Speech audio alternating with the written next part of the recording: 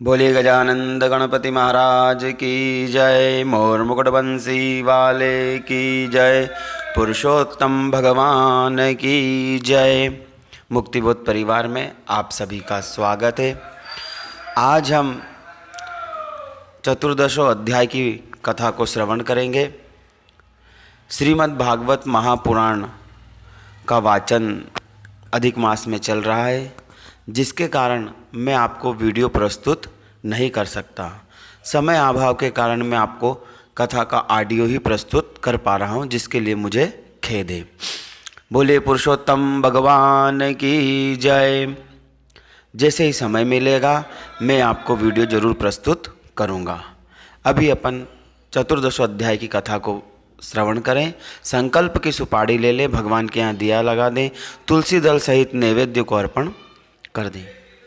श्री भगवान नारायण नारद जी से और सूत जी सोनकादिक ऋषियों से कहते हैं, हे ऋषियों, भगवान विष्णु के मुखारविंद से दीपदान के महात्म्य को सुनकर लक्ष्मी जी ने कहा कि हे महाप्रभु, पुरुषोत्तम मास के महात्म्य को सुनकर और भी मेरी कथा सुनने की इच्छा हो रही है। कृपया करके इसका भी इतिहास सुनाने की कृपा करें। तब भगवान कहते हैं, लक्ष्मी, पुरातन समय में सौभाग्य नाम का एक नगर था। उस नगर के चित्रबाहु नाम के राजा था। वह वीर, सत्य प्रतिज्ञा वाला, महाबुद्धिमान, धर्म के कर्म को जानने वाला, परोपकारी, उदार, सर्वगुण था और पुत्र के समान ही अपनी प्रजा का पालन किया करता था। वह भगवान का भक्त, पुराणों की कथाओं को सुनने वाला, कृष्ण का परम भक्त था। भगवान की नित्य पूजा करता था।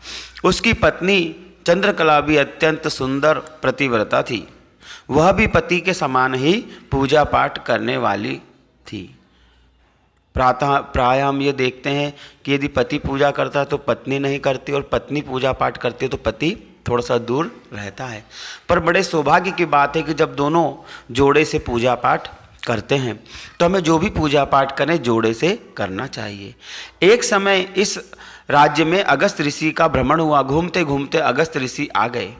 राजमहल में आता देखकर राजा नंगे पांव शीघ्रता से ऋषि के पास पहुंचकर दंडवत प्रणाम करके आदरपूर्वक राजमहल में लाकर उच्च आसन देकर पाद्य, अर्घ आदि के द्वारा उनका पूजन करके हाथ जोड़कर प्रार्थना करते हुए कहा कि हे ऋषिवर, आज आपने मेरे ऊपर बड़ी कृपा की, जो स्वयं पधार कर मुझे दर्शन देकर कृत्य कृत्य कर दिया।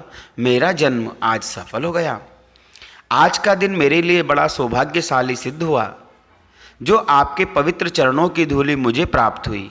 हे विप्रवर, मैं अपना संपूर्ण राज्य आपको समर्पित करता हूँ।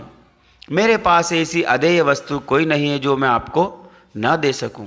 वैष्णव भक्त ऋषियों की सेवा से जन्म सफल हो जाता है, ऐसा गर्ग आदि ऋषियों का मत है। राजा चित्रबाहु को ये वचनों को सुनकर, बात को सुनकर अगस्त ऋषि ने कहा, हे राजन, तुम धन्य हो, तुम्हारी प्रजा भी धन्य है, जो तुम्हारे जैसा कृष्ण भक्त, भगवान का भक्त राजा है। जिस राज्य का राजा विष्णु भक्त न हो, वह राज्य निरर्थक हो जाता है। जो शरीर नेत्र से हीन हो, दिखता ना हो, वह निरर्थक है। पति के बिना पत्नी निरर्थक है, विद्या के बिना ब्राह्मण निरर्थक है, दांतों के बिना हाथी निरर्थक है, पंख के बिना पक्षी और नख और दांत के बिना सिंह निरर्थक है, दंभ के बिना संध्या वंदन निरर्थक है, तिल के बिना तर्पण निरर्थक है, स्नान के बिना व्रत का कोई फल नहीं मिलता। उसी प्रकार हे राजन, तुम विष्णु के सेवक हो, विष्णु के भक्त हो, तुम्हारा जन्म सफल है। और जन्म उसी का सफल है जो भगवान की भक्ति करता है। जो कमाने खमाने में लगा रहता है, वह पशु के समान ही उनका जीवन रहता है। हे राजन, तुम्हारे मेरे प्रति समर्पित राज्य में मैं तुम्ही को देता हूँ। मेरी आज्ञा से तुम अपने राज्य को संभालो। मैंने इस राज्य का राजा तुम्हें ही स्थापित किया। अब मैं अपने आश्रम के लिए प्रस्थान करता हूँ, तुम्हारा कल्याण हो। ऐसा कहते हुए अगस्त मुनि जब जाने को तैयार हुए, उसी समय राजा की पटरानी चंद्रकला ने आकर ऋषि के चरणों में प्रणाम किया। ऋषि ने उसे अखंड सौभाग्यवती होने का आशीर्वाद दिया और कहा कि संसार की समस्त पतिव्रता स्त्रियों में तुम्हें मैं प्रथम स्थान हो, ऐसा वरदान देता हूँ। राजा चित्रबाहु ने ऋषि अगस्त्य से कहा कि हे ऋषिवर, आप त्रिकालज्ञ हैं, तीनों लोकों को जानने वाले हैं, भूत भविष्य वर्तमान काल को आप जानते हैं। कृपया कर मुझे यह बताएं, मेरे पिछले जन्म में कौन सा ऐसा पुण्य कर्म करा, सत्कर्म करा, अच्छे कार्य करे, जिसके प्रभाव से मुझे आज इस जन्म में अखंडित लक्ष्मी, विपुल वैभव, अखंडक राज्य, पतिव्रता पत्नी प्राप्त हुई। हे दयानिधे, मेरे मन में जिज्ञासा है, कृपया उसको आप शांत करें। राजा के विनय पूर्वक वचनों को सुनकर अगस्त ऋषि कुछ देर के लिए समाधि लगाकर राजा के पूर्व जन्म को देखने लगे आध्यात्म योग के द्वारा। फिर समाधि त्याग कर राजा से बोले, हे राजन, मैं तेरी इच्छा के अनुसार तेरे पूर्व जन्म का इतिहास कहता हूँ। तू पूर्व जन्म में चमत्कारपुर नाम के नगर का वासी था। तेरा नाम मणिग्रीव था। जाति से शूद्र, कर्म से अत्यंत दुराचारी, हमेशा अनेक जीवों की हत्या करना, अनेक स्त्रियों का सतीत्व नष्ट करना, किसी का धन ले लेना, वापस न करना, शिष्टाचार न रखना, सारे अवगुण तेरे अंदर थे।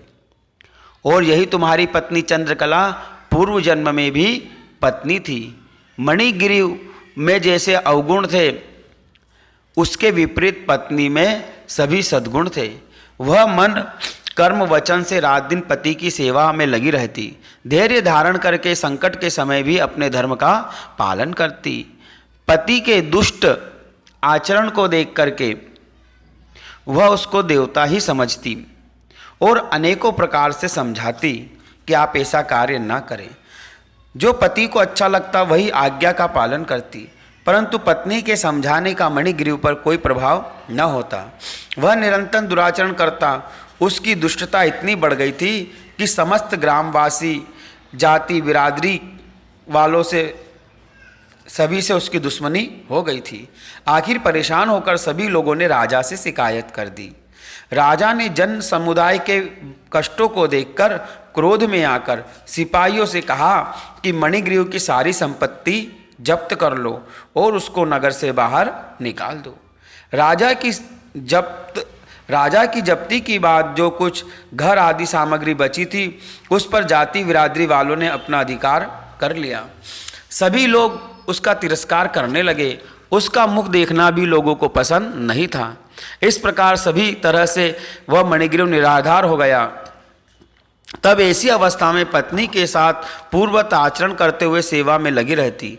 आखिर उदर पोषण का कोई मार्ग मणिग्रीव को न दिखाई दिया। तब वह पत्नी के साथ जंगल में चला गया। वहाँ जल का सुंदर तालाब देखकर झोपड़ी बनाकर रहने लगा। जंगल में कंद मूल फलों के द्वारा छोटे छोटे पशु पक्षियों को मारकर अपना और अपनी पत्नी का उदर पोषण करने लगा। इस प्रकार जंगल में रहते हुए बहुत समय बीत गया। एक दिन पशु पक्षी के शिकार के निमित्त समीप ही घोर जंगल था। उसने वहां प्रवेश किया। धनुष बाण हाथ में लेकर शिकार ढूंढता हुआ जंगल के मध्य में पहुंचा। उसी समय उग्रदेव नाम के एक तपस्वी उसी जंगल में प्रयाग की ओर जा रहे थे, परंतु रास्ता भटक जाने से उसी जंगल में बारंबार घूमते रहे। उन्हें रास्ता ना मिला, थक गए। दोपहर का दिन बीत गया। भूख प्यास से दुखी होकर बेहोश होकर बीच जंगल में गिर पड़े।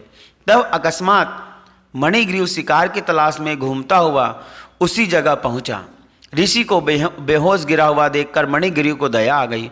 उसने ऋषि को उठाकर धीरे धीरे अपनी कुटिया में पहुंचा। ऋषि को आंगन में लिटाकर पत्नी से कमल के पत्ते और पानी मंगाकर दोनों पति पत्नी ऋषि की सेवा करने लगे।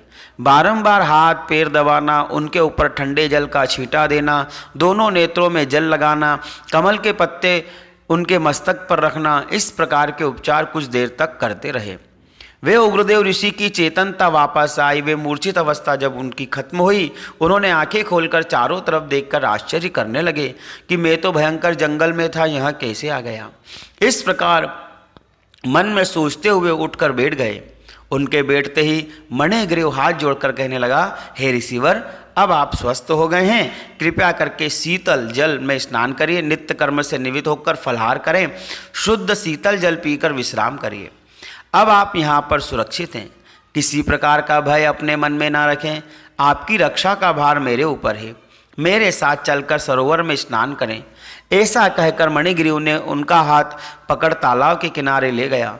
वट वृक्ष के नीचे थोड़ी देर विश्राम करके उन्होंने स्नान किया।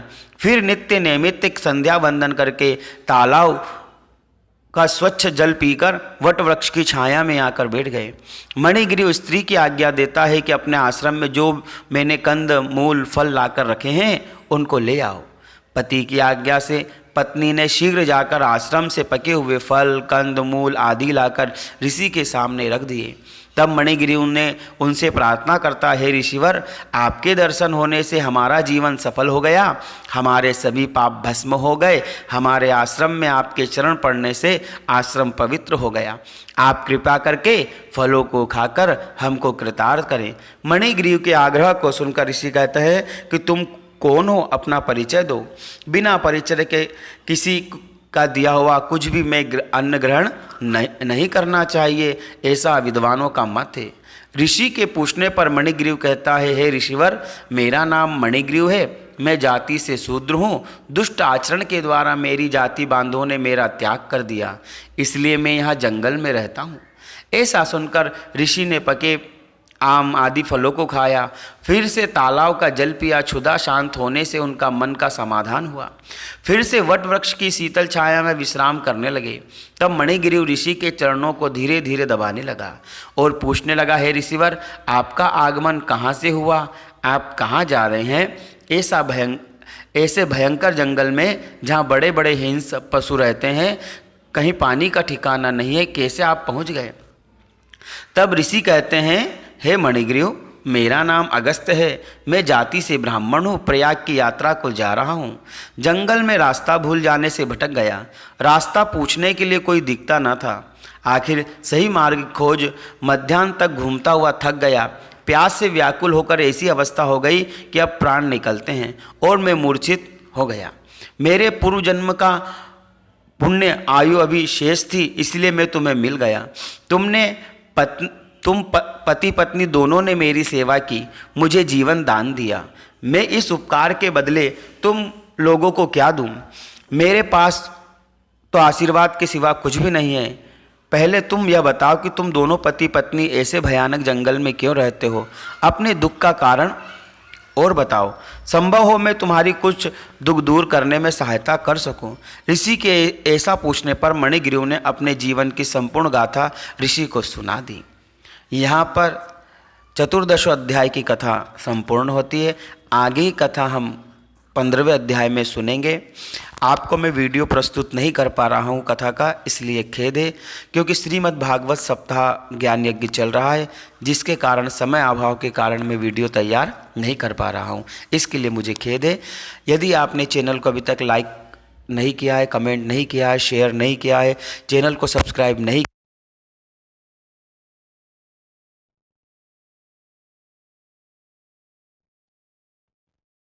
बोले गोपाल कृष्ण भगवान की जय, पुरुषोत्तम भगवान की जय।